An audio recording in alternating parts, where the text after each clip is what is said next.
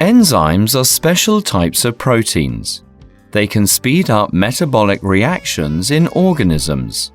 How do they work? On each enzyme molecule, there is an active site. The active site has a specific shape. An enzyme molecule only binds to substrate molecules that fit the shape of its active site.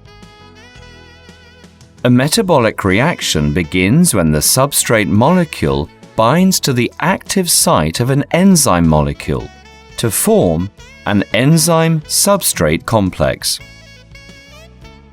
The formation of the enzyme-substrate complex greatly lowers the activation energy of the reaction. The substrates are then converted into products and dissociate from the enzyme molecule.